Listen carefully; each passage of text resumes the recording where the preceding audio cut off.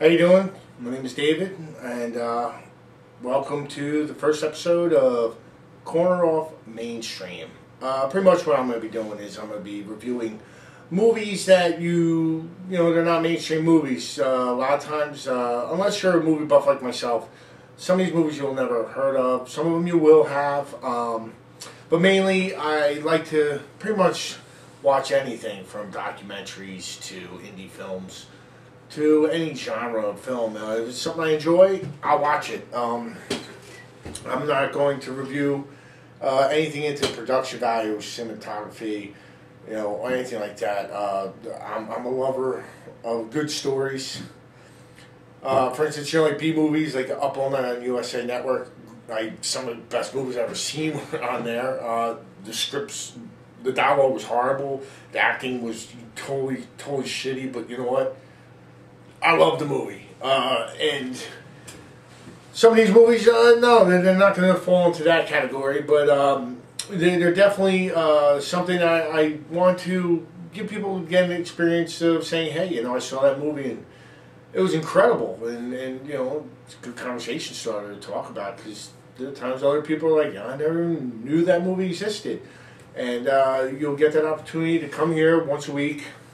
I'll do 5 movies.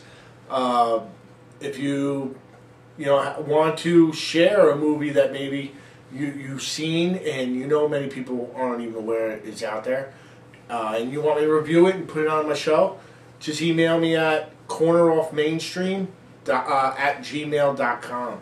Again, that's corneroffmainstream at gmail.com. So to give you an idea, pretty much the first movie I'd like to review, it's called Lars and the Real Girl. This movie came out in 2007. It actually starred Ryan Gosling. And, I was on IMDb and I was just looking up his resume of movies, and I saw it on there and I was like, that looks funny. And it turned out to be such a wonderful movie. The funny thing about this movie, there was a lot of people I recommended to. I say, oh, you gotta see this movie. It's a touching movie. It's, comedy, drama. And for some reason, they can't get beyond the fact that this is a guy who has a social issues, where he is living in his brother's garage. His brother with his wife and his newborn, and their what was their childhood home. And he doesn't make good connections with people, but he is a functional person. He goes to church, he has a job, he goes to work, it's a small little town community in Canada, but it kind of comes across as being like, Minnesota or something. But it's a small, tight-knit community, and he's got a good heart, and everyone loves him, and he's a church-going guy, and they know him to be a good guy. And one day when he's at work, his buddy pulls up a website, the Real Girl dolls. And, he's just like, oh my God. And before you know it, he goes home and he buys one. But then his delusions come in where he believes it's his girlfriend. And he introduces her to everyone as his girlfriend. And what's so remarkable about this is how the town embraces it and says, they're just like, okay, they don't want to cause him, he's such a good guy, nobody wants to cause him embarrassment or shame. And they go along with it. And the thing is, most people can't get beyond that. They say, oh my gosh, so wacky, do that sex stuff. But the thing is he's a good church-going guy. There's no sex. There's nothing. He asked his brother if his girlfriend could stay in the spare room in the house because, he's Catholic. They're not married. So it wouldn't be right for her to be spending the night at his place. But in a way, what happens is it makes him so much more engaging with people. He's always over for breakfast and dinner now at his brother's house, which is something that he totally shied away from, and they were afraid something was going wrong with him. And it's just a really funny movie. It's funny. It's very warm felt, with the way everyone embraces. To the point where they're taking her out on the ladies in town are taking her out on girls' night out. They want to put her on the PTA, and everyone's they're treating her like a real person. And through the movie, she has a disease that he has to take her to the doctor for, and while she's resting from her treatments, you know, kind of the doctor also has a degree in psychology, and he thinks while his girlfriend's resting, he's actually going through a therapy session. And throughout the movie, he works through his social issues to the point where, you know, him and his girlfriend are no longer together. And when you watch the movie, you'll see why. And it's done. It's so funny. It's just hilarious. But at the same time, it's a good, warm, felt movie where the guy had some issues, and you know, everybody let him work it out on his own until, you know, you had the happy ending. It's a great movie. Ryan Gosling, I mean, he has so many movies that most people don't even are aware about, and there's such great movies. The guy is so versatile. It's a great recommendation. Again, Lars and the Real Girl. It's on DVD. That's my. I'd like to recommend you to see that one. The next movie I'd like to throw out there.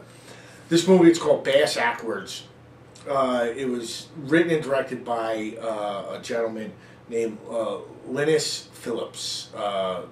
What I know a little about him is he was a student at the NY Experimental Film Department, NYU.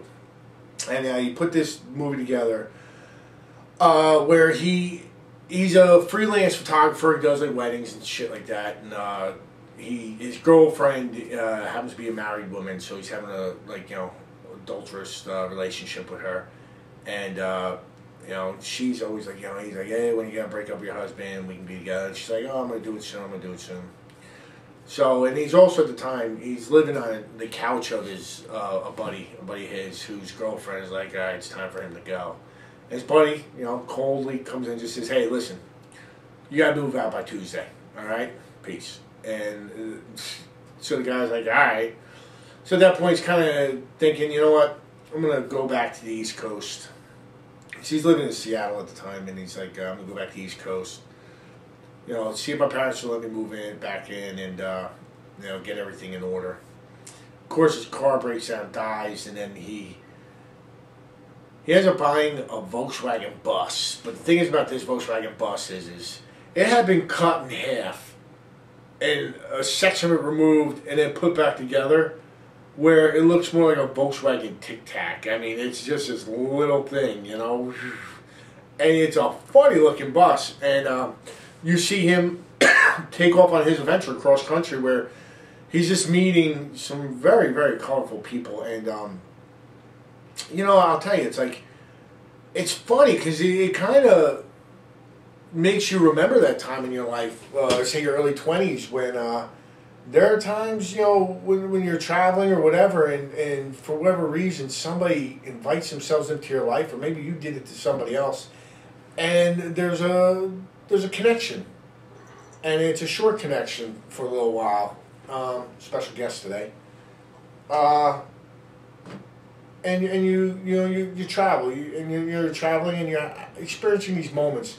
Because it's kind of funny how it happens. Jim just walks up. Linus is sleeping in the back of his bus, and Jim just walks up, knocks on the window. He's like, you know, let me in. You know, Linus is like, what? And he's like, dude, let me in. Let me get in. Let me in. And he does this until Linus is just kind of like, all right, fine. Lets him in. The guy gets in and goes to sleep in the front seat. And Linus goes back to sleep, wakes up. Decides he's going to now, you know, get back on the road, truck across country. And he says, hey, is there a place I can drop you off at? And the guy's like, no, I'll go wherever you go.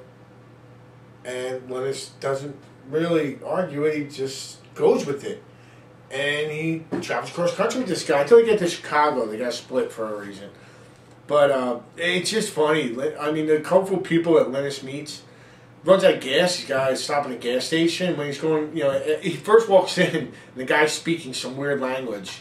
And he's like, oh, do you speak English? And the guy's like, oh, yeah, I speak perfectly English, you know. And the guy's like, before you go, do something funny for me. And Linus is just like, do something funny for you? And he's like, yeah, do something funny for me. And Linus does an impression of Christopher Walken in Lithuanian. It is hilarious. It does a great job of doing Christopher Walken in Lithuanian. Yo, it's so funny. Don't understand what he's saying, but it's so funny. But like in this movie, that's, you know, kind of what happens. You know, he runs into these colorful people, and gets a lot of different experiences, some good, bad, but you know, by the time he gets to the East Coast, he ends up, you know, having a more understanding of who he is and where he's going to go from there at that point.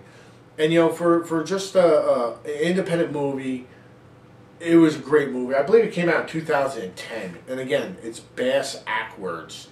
Great movie. It's on the DVD. You know what? It's kind of like a rainy day movie. You know, I always like to put it in terms of, like, say, it's Sunday afternoon. It's a rainy day. You know, you just want to curl up under the covers, have a bowl of soup, pop this movie in, and you know what? You're just going to be like, wow, you know, it was a good movie. Good, you know, like a good book. It was a good read. It was a good movie. And I think you really enjoy it. Another movie I'd like to review out there, it's comedy, and it's one of those stupid comedies that you would probably see on USA Network, like, you know, at 2 in the morning. It's called Tucker and Dale versus Evil. Well, let me tell you, hilarious movie. These two rednecks decide they're going to go on vacation. They're all stressed, and they just want to have a nice week of relaxation up in the mountains. They rent a cabin, and they end up running into, you know, people who we used to be. A bunch of obnoxious college kids who are up in the woods drinking beers. And you got that one jock dude who's like, thinks he's, you know, head of everything. And somewhere along the line, they get this thing in their head that Tucker and Dale are redneck serial killers. And, you know, in a way, while they're going to try to stop them, they end up each college, they're killing themselves. But circumstantially, it does look like Dale and Tucker are killing people. But, you know, as the moviegoers, we get to see the whole truth, and we know that's not true, and that's where the party is just like, God, you feel bad for Tucker and Dale, because you know circumstantially, they're going to hang. And and they're just two really nice guys that were, you know, up there looking for a relaxing weekend. But the college kid, it's just hilarious how it keeps happening to them. And you almost feel so bad for them of like, oh, why is this happening to them? But let me tell you, hilarious movie. Tucker and Dale versus Evil. I believe that one came out 2010 also, and you can get it on DVD. Great movie.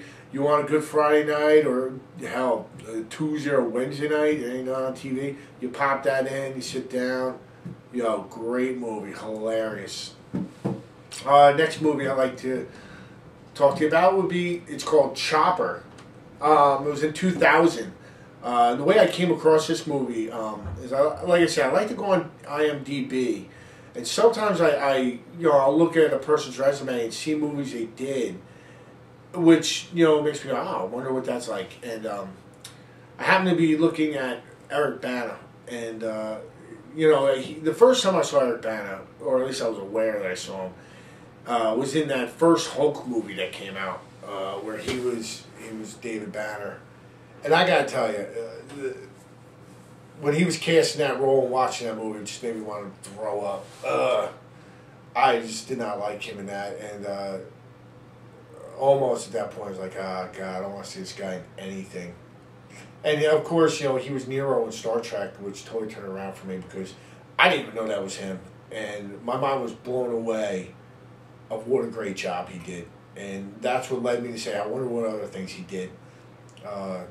You know, because it's, you know, actors, they get miscast for movies all the time, and I think Hulk was a miscasting for him. But I realized, I saw he did this movie called Chopper, and it was about an Australian guy, Mark Chopper Reed. And this is one of those movies that, you know, you almost blows your mind when you're watching it. Eric Bana, he actually put on some weight, his face is filled out, so, you know, you could recognize him, but, you know, he blends right into the part real well. He did a great job did he do, and I think it's one of those movies you want to watch, you know, if you're a fan of his, to say, like, wow, this guy is so talented. It was a great movie. But the movie's about, like I said, Mark Chopper Reed, and he was a notorious criminal who was doing 16 years in prison for kidnapping the judge that was overseeing a case that his best friend was being prosecuted of. So of course he ends up in jail with his best friend, who his best friend, they're all thinking he's crazy because he would just have these sparks of anger where he would kill somebody, and after he did it, he'd just be like, "Oh, damn it, why'd I do that?" You know. But he's completely amoral, and you know he figures out a way to get out of prison early. On top of it, which is another mind-blowing thing, because the guy just was a complete outlaw as far as, you know, the law is for everybody else. It has nothing to do with me, and you know, it was just insane. It was insane. Just you watch it, you're almost like, this is so unbelievable. This can never happen. But this is based on a true story. It did happen, and the guy, even when he ended up having to go back into prison to do another little stint, he wrote a book of his exploits of his criminal being, which ended up being a bestseller. You know, and the TVs, you know, coming and they're doing interviews with him, and the guy actually has gone on to write 9 books of his criminal lifestyle, and they're all bestsellers. There was contracts out on him to kill him, and nobody was even able to do that because I think it got to a point where people were just too terrified to be within 10 feet of him. And I think, you know, if I'm correct, he's, you know, at the end of the movie they tell you he's living in the countryside and he's still alive. And like I said, the guy wrote 9 books and they're all bestsellers. I mean, you know, watch the movie just for the sake of being like, can somebody really do that and still be walking the streets? That's what's so amazing. But Eric Bana, I gotta tell you, amazing job this guy did. Totally, you know, sinks you right into the character and really makes you respect, you know, his craft. Again, big thumbs up to that guy. It was a great movie. The final movie I would like to talk about, this is a movie that I really enjoyed. There's not much speaking in it, but it's so intense. It's such an intense movie. And they break it up into 4 parts. So if you really pay attention, you can almost see the way the movie's breaking down, how each part is part of the journey. The movie's called Valhalla Rising. It actually came out in 2009. It's about, it takes place in 1000 AD, and you have these Norse tribesmen, and kind of they have a slave, and what the slave is their gambling piece, because what they do is it's almost like cockfighting or dog fighting, where they both have a person, and you know, one eye is, you know, the main character, and they tie the two to a pole, and in some cases the rope's around their waist, it's around their neck, but these 2 guys go blow to blow and they fight until the death, and then, you know, the winner collects his prize money from the other guy. And the thing is one eye, you know, I think he's been in the slavery for a couple years, and like I said, he's got one eye, and but they think of him as being supernatural, almost to the point where in the Norse mythology, Odin is the big god, and they kind of put a parallel to the portion of being such a great warrior, because he just like kind of has a supernatural strength, and you know, as the movie continues, you start, because he ends up breaking away, and he gains his freedom, you know, kind of by escaping, and there's a young boy who was the boy that would bring him his food and his water, who ends up tagging along with him, and he doesn't kill him, kills everyone else, doesn't kill him, and lets him come along with him on his trek. And as he's going, he comes across these warriors the Viking warriors who are about to go off to the Crusades, and they want him to join him, and they get out on the water, and you know, fog moves in, and there's no wind, and they start thinking he's the boy. He thinks they start thinking the boy is bad luck, and they're gonna kill the boy, and one eye ends up killing the guy, you know, protecting the boy. And what ends up happening is they finally come to land, and it turns out it's fresh water, so they don't even know where they are. But they're getting the idea that one eye, he's death, and he is bringing them to hell. He's taking them on their journey, in a way, for the warriors in the Norse mythology, taking them home to Valhalla. And you know, you see this go on, and the thing is also with one eye is he has a supernatural ability to see into the future, and he doesn't see far into the future. He just sees enough where it gives him kind of a clue to the next step. I mean, that's how he broke free when he escaped. He had a dream about an arrowhead, and it turns out within a couple days he finds an arrowhead that he uses to cut his ropes and then kill everyone to get out. So, but the movie's so intense, and it leads all the way to the point where he gives himself at the end. You know, he gives himself up in a way at the end, and the little boy, kind of, you get the idea of knowing that the little boy actually has the torch passed on to him, to realize he's going to grow up to be the next great warrior and to appease the god Odin. Like I said, there's not much speaking in it. It's very intense. You know, you get sucked right into that movie, and if you're into that type of movie, I mean, but it is such a good movie. And you know, if you got a Saturday afternoon to sit back and check it out, you know, do it. But, you know, those are the 5 movies. You know, we had Lars and the Real Girl. We had Tucker and Dale versus Evil, Bass Ackwards, Chopper, and Valhalla Rising. Those are my 5 recommendations of, you know, some good movies that most people don't even know exist or are out there. You know, but if you're a movie person like me, yeah, probably you do. But please, you know, enjoy them. You can email me at corneroffmainstreet at gmail.com.